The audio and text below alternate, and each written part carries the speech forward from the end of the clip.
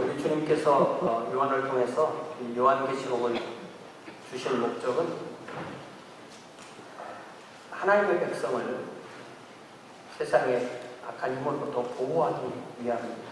그래서 우리가 본 대로 7장 3절에서는 우리가 하나님의 종들의 이마에 인치기까지 땅이나 바다나 나무들을 해하지 말라 말씀하셨죠. 또 9장 4절에서는 오직 이마에 하나님의 인침을 받지 않은 사람들만 해하라 말씀하셨죠. 그렇기 때문에 우리가 요한계시록 보면서 제일 중요한 것은 내가 과연 이마에 하나님의 인침을 받은 성도인가, 하나님의 종이가 한가, 이게 제일 중요한 거예요. 그리고 그 두 번째로 중요한 것은 내가 그거에 대한 확신을 얻었다면 나 아닌 다른 사람에게 예수님을 전해서 그들도 그 이마에 하나님이 인침이 있도록 하는 것. 이것이 바로 보면은 성경 전체의 요약이고 핵심이 됩니다. 내가 하나님의 백성이 먼저 되고 다른 사람이 하나님의 백성이 되도록 하는 것. 이것이 바로 성경 전체입니다. 하나님이 하시는 일이 뭐예요? 하나님이 하시는 일이 바로 하나님의 왕국을 이루시는 거고, 그 왕국을 이루시기 위해서 저와 여러분을 부르셔서 또한 우리도 그 왕국 백성이 되고 또 다른 사람들이 왕국 백성이 되도록 하게 하는 것. 이것이 바로 저와 여러분의 존재 목적이 되는 줄 믿습니다. 우리가 이렇게 요한계시를 읽으면서 안전과 확신을 얻는다면 그것은 바르게 성경을 읽은 것입니다. 왜냐하면 그것이 바로 주님께서 우리에게 이 계시를 주신 목적이기 때문입니다. 그러나 주의하십시오. 거짓 선생들은 주님이 주신 이 요한계시록을 오히려 하나님의 백성을 겁박해서 자신들의 가르침에 매이도록 하려고 합니다. 그래서 거짓 선생들이 하는 일은 안전과 확신이 아니라 두려움과 불안 가운데 사람을 휩싸이게 만듭니다. 그래서 지금 여기서 우리 주님께서 우리에게 나에게 주신 이 시간, 나에게 주신 이 자리에서 나에게 주신 그 사람들과 함께 하나님의 백성으로 살 수 없게 만듭니다. 성경이 보는 것을 보게 하는 게 아니라 이상한 음모론을 만들어서 그것에 빠지게 해요. 제가 최근에 읽은 뉴스인데 아마 이게 가짜 뉴스가 아니길 바랍니다. 어쨌든 정식 뉴스를 제가 읽은 거니까. 이 메릴랜드 주의 한 도시에 데니얼 백위트라는 젊은 사람이 27살인데 주식 중개로 아주 엄청난 돈을 벌었대요. 그런데 그 사람이 어떤 그런 아주 염려가 많은 사람이라 북한 핵 공격에 대비해서 자기가 산 집 지하에 방공호를 구축하는 작업을 하기 위해서 또 21살짜리 인도계 또 인부를 고용해서 눈을 샥 가려서 자기 집에 데려가서 지하로 3m를 판 다음에 옆으로 60m나 봤답니다. 근데 그 작업을 하는 동안에 먹는 거, 자는 거, 또 모든 거, 하는 그 모든 것도 다 그 안에서만 하고 다 마치면 이제 안전하게 데리고 나가서 너 사업을 하나 차려줄게. 이렇게 약속을 해서 그걸 했는데 최근에 불이 나가지고 그 데니얼은 살아나왔지만 그 인부는 거기서 죽어서 이제 과실치사 혐의로 이제 재판을 받게 되는데 10만 불 보석금을 내고 재판을 받는다, 이런 기사를 제가 최근에 읽었어요. 이 기사 읽고 있으세요? 아무도 없었어요. 이게 꼭 음모론은 아닐지언정 아주 그 기우일 수도 있죠. 북한 핵이 미국에 올 때까지 미국이 가만히 있겠습니까? 그런데 어떻게 그런 결과가 났어요. 젊은 사람인데 이게 결국은 누구나 정보의 근거에서 지식을 얻고 지식을 판단하고 그 판단 결과에 의해서 행동을 합니다. 만약 우리가 잘못된 정보를 얻는다면 우리는 잘못 생각하고 잘못 판단하게 되고 잘못 행동하게 됩니다. 그리고 그 피해는 자신에게도 돌아가고 자신 이웃에게도 돌아가고 그래서 공동체가 그 피해를 고스란히 얻게 되는 것입니다. 오늘 우리가 읽은 요한계시록 말씀에는 그 유명한 이 2만만이 바로 2억인데요. 그때는 2억이라는 숫자가 없었기 때문에 2만만 이렇게 하는 그 군대 이야기가 나옵니다. 이 말씀은 비성경적 종말론자들이 단골로 사용하는 소재입니다. 특히 종말에 전쟁이 일어나고 우리가 어릴 때 많이 들었잖아요. 이 유프라테스강 또 이 동쪽에 있는 나라가 어디냐, 중국하고 러시아 아니냐, 그곳에서 2억의 군대가 몰려온다, 이런 식으로 얘기를 많이 들었던 이 단골 소재의 말씀이 바로 오늘 본문이 되는 것입니다. 아마 여러분도 최소한 그런 얘기 한두 번 들어보셨을 것입니다. 과연 주님께서는 이 말씀을 통해서 하나님의 백성에게 그리고 세상을 향하여 무엇을 말씀하시려 할까요? 그래서 오늘 2억 명의 마병대라는 말씀으로 요한계시록 9장 13절에서 21절 말씀 함께 나누겠습니다. 자, 오늘 이 말씀 본문은요, 전체적인 구조가 어떻게 되냐면 7 나팔의 심판 가운데 6째 나팔에 관한 내용의 일부입니다. 6째 나팔 심판, 우리 8장 13절에 보면 화 이렇게 말했고, 그 화는 5번째 화, 우리가 지난번에 얘기했던 지난주에 얘기했던 그 전갈의 꼬리가 달린 메뚜기 떼라고 표현된 사람을 5개월 동안 괴롭히긴 하지만 죽이지 못하는 화가 5째 화고, 지금 이게 2억 명의 마병대가 6번째 화의 일부분이고, 그렇게 계속 진도가 나가게 됩니다. 그래서 6번째 나팔로 있는 화는 9장 전체 하고요, 그 다음에 9장 13절부터 끝까지 하고 10장 1절부터 11절까지 하고, 그리고 11장 1절부터 14절까지 계속 이어지고, 이제 11장 14절에 보면 둘째 화가 지나갔으니 보라 셋째 화가 속히 이루어진다. 그래서 이게 5째 화, 오늘 우리가 다룬 부분 6째 화의 일부분, 그리고 계속돼서 11장 중간까지 6째 화, 그리고 11장 13절부터 다시 7째, 이렇게 화가 넘어가는 그런 구조로 되어 있습니다. 자, 그래서 다시 9장 13절 말씀 보여주시기 바랍니다. 9장 13절에 보니까 6째 찬사가 첫 나팔을 불죠. 그래서 둘째 화가 시작되도록 하는 것입니다. 그러자 요한은 하나님의 금제단 넷불, 하나님 앞 금제단 넷불, 우리가 지난 주일에 보았듯이 제단이 번제단이 있고 그 안쪽으로 들어가면 하나님의 언약궤 앞에, 속죄소 앞에 분향단이 있으니까 바로 저 하나님 앞 금제단이라는 것은 하나님께 가장 가까이 있는 곳을 말하는 거죠. 하나님 앞 금제단 넷불에서 나는 음성을 듣습니다. 그래서 우리가 8장, 여러분 성경 8장 3절 4절을 보면 그 그림이 보입니다. 또 다른 천사가 와서 제단 곁에 서서 금향로를 가지고 많은 향을 받았으니, 자, 여기 제단은 번제단이죠.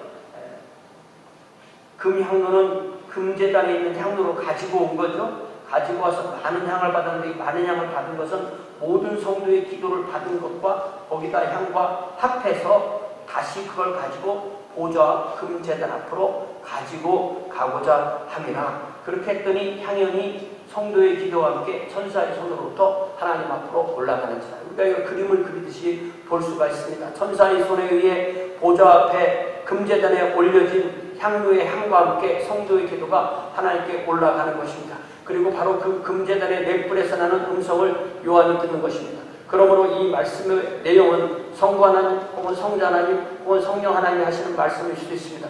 혹은 천사가 하는 말일 수도 있습니다. 이 말씀을 한 주체가 누구인지는 분명하지 않지만 이 말씀은 성도들이 드린 기도에 대한 응답일 수가 있는 것입니다.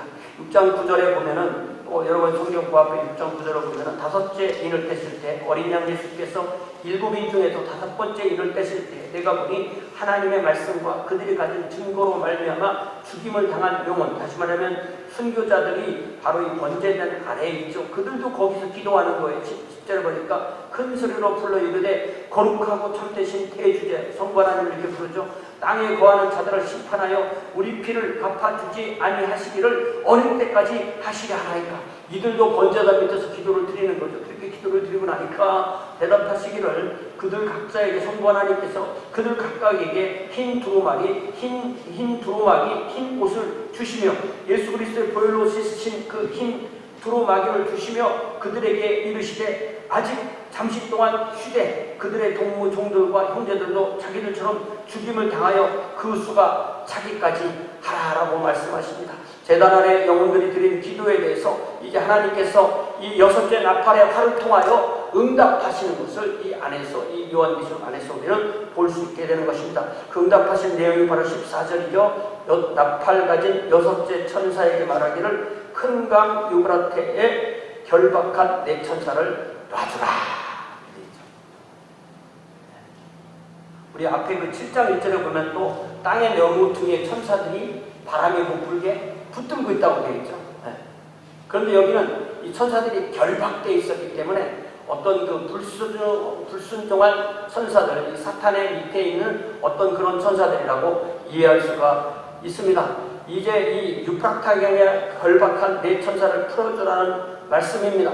그렇기 때문에 심판을 주관하시는 분은 하나님이신데, 하나님은 사탄과 그 세력도 하나님의 목적 안에서 쓰신다는 것을 우리는 성경을 통해서 알 수가 있습니다. 하나님께서 하나님의 때까지 그 악한 천사들을 결박하시면 그 심판이 일어나지 않습니다. 이제 하나님의 때에 그 천사를 풀어주시면 하나님의 심판으로 화가 이루어지는 것입니다.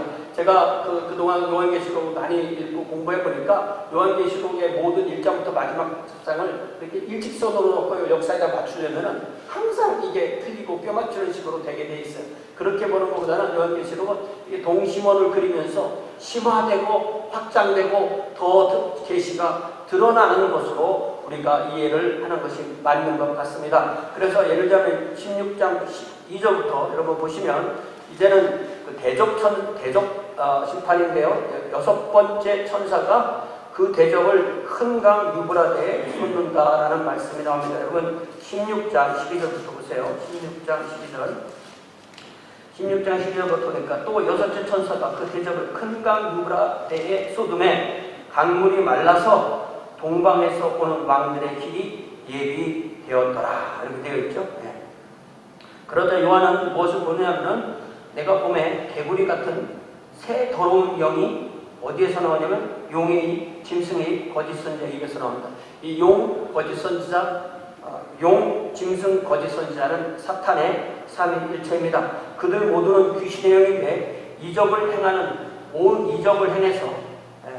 행해서 온 천하 왕들에게 가서 하나님 곧 전능하신 이의 큰 날에 있을 전쟁을 위하여 그들을 모으더라. 그러니까 이 사탄의 삼위일체가 세상의 왕들을 동원해서 그들을 하나님과 대적하는 그런 전쟁을 하도록 모은다고 그렇게 말씀하시는 것입니다. 그때 주님은 이렇게 말씀하십니다. 15절에 보라 내가 도둑같이 오리니 누구든지 깨어서 자기 옷을 지켜 벌거벗고 다니지 아니하며.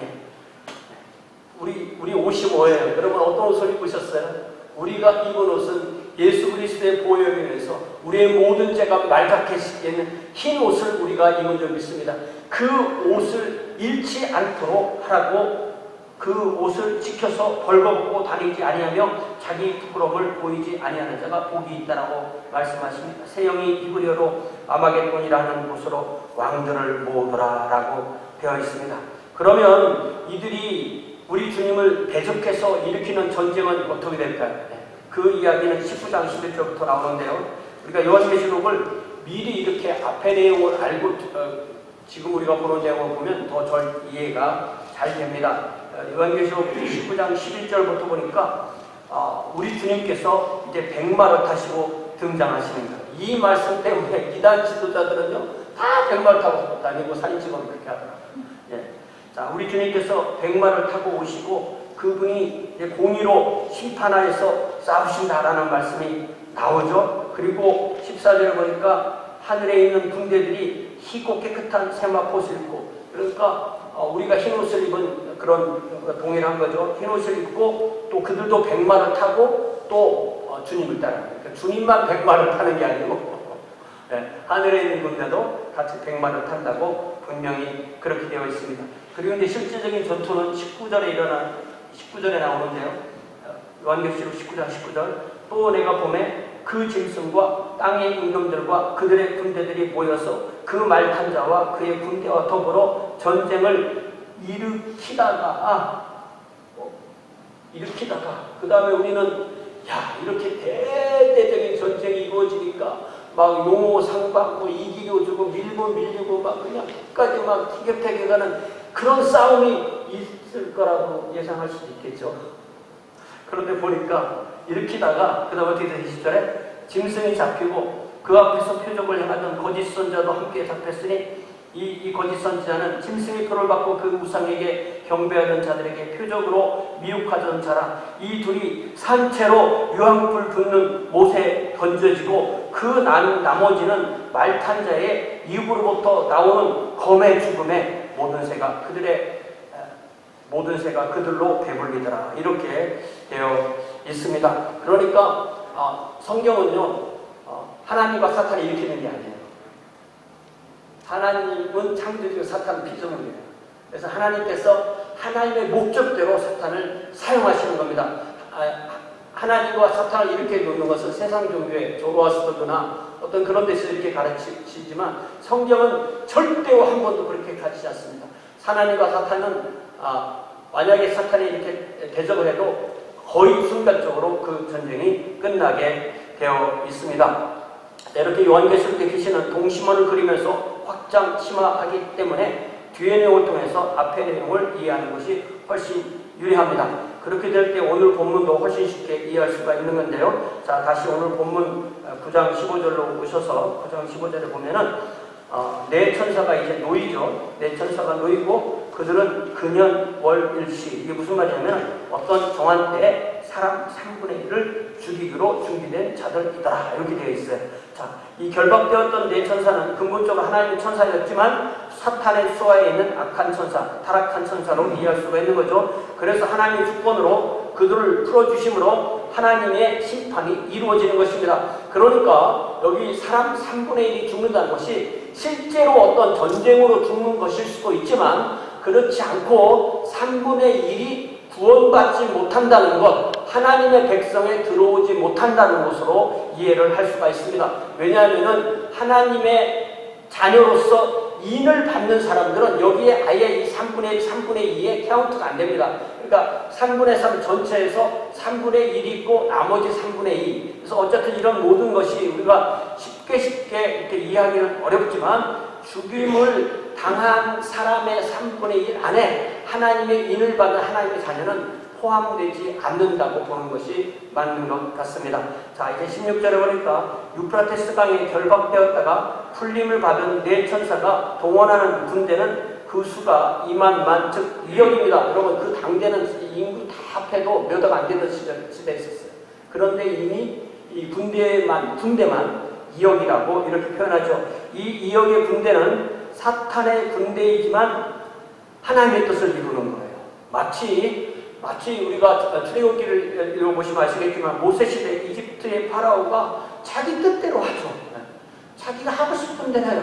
그렇지만 그 결과는 어떻게 되는 겁니까? 하나님의 뜻을 이루는 결과가 나오는 거죠. 마찬가지로 죄와 멸망과 지옥이 정말 무서운 것은 자기들이 내가 하고 싶은 대로 내 뜻대로 했어라고 하지만 그 행동하는 그 결과가 바로 하나님의 공의와 하나님의 심판이 이루어진 결과가 드러나는 것이라는 사실입니다. 이제 17절에 보니까 요한은 그 말을 탄 2억의 군인들에 대해서 설명하는데, 자, 그들의 가슴을 가리는 이 가슴을 보호하는 호심경을 각각 그 2억의 군대가 착용했는데 그 색깔이 불같이 빛나는 빨간색이거나 아주 짙은 자주색이거나 아니면 유황처럼 노란색이었다고 그렇게 표현합니다. 그리고 그들이 탄 말은 그 각각 머리가 사자와같고 그 말의 입에서 불과 연기와 유황이 나오는데 이 18절에 보니까 이 불과 연기, 유황 이 세 가지가 바로 사람의 3분의 1을 죽이는 세력이 될 때 있어요. 그러니까 우리가 이게 정확하게 무엇을 의미하는지 잘 몰라요. 이거를 정확하게 이거다라고 하면은 잘못된 해석으로 가기가 쉽습니다. 뭐 예를 들면 이것이 원자폭탄, 수소폭탄 같은 것이다 그렇게 말할 수도 있고, 그러나 그런 것에 대해서 우리가 이것이 반드시 맞는 해석이라고 말하기는 쉽지 않습니다. 19절에 보니까 더 나아가서 그 말들의 힘은 입에만 있는 것이 아니라 꼬리에도 있습니다. 꼬리는 뱀 같은데 그 꼬리마다 또 머리가 달려서 그곳으로 사람을 때려서 해친다고 되어 있습니다. 이상에서 보듯이 결박되었던 네 천사에 의해서 등장한 2억의 마병대는 주님을 대항해서 싸우는 것이 아닙니다. 여기에서 그들의 싸움은 하나님의 백성이 아닌 사람들을 죽이는 하나님의 심판을 수행하는 거예요. 그러면 나머지 3분의 1이 죽었다고 치면 3분의 2는 어떻게 될까요? 그게 바로 오늘 말씀의 키포인트예요. 오늘 말씀의 클라이막스입니다. 자, 20절 보세요. 이 재앙에 죽지 않고 남은 사람들은 어떻게 되냐면 자기들의 손으로 행한 일을 회개해야 되잖아요. 쭉 보니까 하나님은 대리감처럼 적용을 하고 회개해야 되는데 회개하지 않고 회개하지 않는 겁니다. 이미 이 죽은 3분의 1이나 그러니까 재앙에 죽지 않은 3분의 2나 땅에 있는 사람 전체는 하나님의 백성이 아닌 사람들을 의미하는 것으로 알 수 있는 거예요.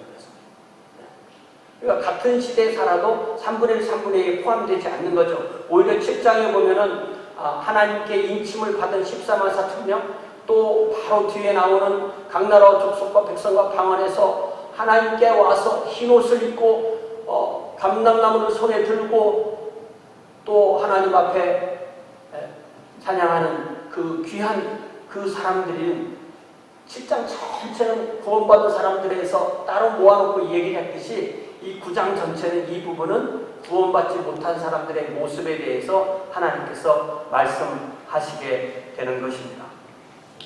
이 3분의 1의 사람들이 죽은 재앙을 보았지만 3분의 1 사람들은 죽지 않고 살아남아서 그들이 어떻게 반응하냐면 그 첫 번째 보니까 자기들의 손으로 행한 일을 회개하지 않는다. 여러분 회개가 뭡니까? 회개가 짐승의 표를 받은 사람이 하나님의 인을 받는 빗길입니다. 죽은 사람이 살아나고 세상 사람이 하나님의 길이 되는 첫 번째가 바로 회개입니다. 회개는 그렇기 때문에 우리의 인격 안에서 자신의 가던 길을 돌이켜서 하나님께로 돌아온 것을 회개라고 하는 것입니다. 회개하면 짐승의 표를 받았던 사람이 그 이마에 하나님의 인을 받고 하나님의 백성이 되는 것입니다. 그러나 그들은 회개하지 않는다고 되어 있습니다. 오히려 그들은 어떻게 하냐면 여러 귀신과 또는 보거나 듣거나 다니거나 하지 못하는 그 공통 목석의 우상에게 절합니다. 그런 일이 있을수록 하나님께 돌아와야 되는데 하나님을 믿는 것이 아니라 오히려 거짓신에 붙들려 우상에게 절합니다. 어떻게 보면 성경은 전체가 바로 45 참되신 하나님을 섬기느냐, 죽어있고 거짓된 가짜신들 우상을 섬기는 데 인생을 허비하느냐의 그 변주곡이라고 사실 할 수가 있습니다. 또 21절에 보니까 그들이 한 것을 회개하지 않습니다. 그들이 한 대표적인 네 가지 죄가 뭐냐? 살인 뭔지 아시죠? 복술, 뭐냐면 이게 점치고 그러는 거예요. 그리고 음행, 성적인 부도덕, 그리고 도둑질. 이것을 회개하지 않습니다. 회개하면 하나님의 자녀가 되는 거예요. 그런데 살인, 복술, 음행, 도둑질이 이 하나님을 믿지 않는 하나님의 백성이 아닌 이들의 대표적인 네 가지 죄로 나오는데 또 여러분 그 요한계시록 21장 8절에 보면은 불과 유황으로 타는 못에 참여할 사람들에 대한 그들의 죄가 나오는데요. 거기에 어떤 사람들이 거기에 가느냐? 거의 이거랑 비슷해요. 근데 지금 확장됐죠? 두려워하는 자들, 믿지 아니하는 자들, 흉악한 자들. 흉악하다는 것은 삶이 그렇다는 거예요. 그리고 살인자들, 음행하는 자들, 점술가들, 우상숭배자들, 거짓말하는 자들, 그들이 불과 유황으로 타는 못에 던져진다고 말씀하고 있습니다. 지금 세상은요, 우리가 하나님의 백성과 또 구원받지 못한 사람이 이렇게 섞여 살고 있죠. 그러나 하나님의 때가 되면 하나님께서 이들을 가르치는 것입니다.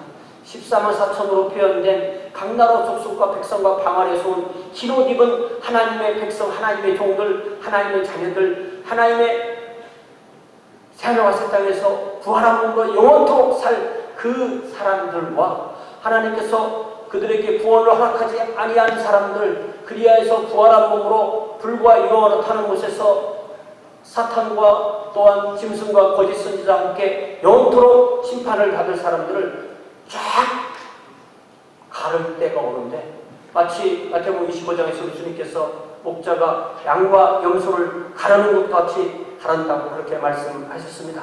하나님은 이처럼 역사의 주관자이십니다. 하나님은 하나님의 백성으로만 이루어진 새하늘과 새 땅을 이루실 것입니다. 하나님을 거역하는 자는 불과 유황으로 타는 못에 가두어지게 되는 것입니다. 그래서 제가 주보에서 드린 대로 21장 15절 말씀을 보니까 요한은 7째 천사가 나팔을 불 때 하늘에서 나는 큰 음성을 듣습니다. 뭐라고 되어 있어요? 세상 나라가 우리 주와 그의 그리스도의 나라가 되고 그가 세세토록 왕노로 하시리로다. 그러면 안 믿는 사람은 다 믿고 그래서 세상 나라가 하나님의 나라가 된다는 말씀이 아닙니다. 안타깝게도 아니네요. 성경 말씀에 분명히 구원받는 사람들이 있고 그보다 훨씬 더 많은 사람들이 불과 유황에 타는 곳으로 간다고 되어 있어요. 그것을 우리가 바꾸면 안 됩니다. 우리가 바꿀 수 없는 거예요. 우리가 그것을 마치 내가 마음 좋아서 지옥을 비우는 것처럼 그렇게 할 수가 없습니다. 이 세상 나라가 우리 주 하나님과 그의 그리스도신 예수의 나라가 되는 것은 지금 믿음으로 인침을 받아서 혹은 인침으로 믿음을 받아서 하나님의 백성이 된 사람들 그리고 그들이 하나님의 왕국을 확장한 그 사람들이 바로 하나님의 왕국 주와 우리 주 하나님과 우리 주 예수 그리스도가 다스리는 그 영원한 새하늘과 새 땅의 왕국에 처하게 되는 것입니다.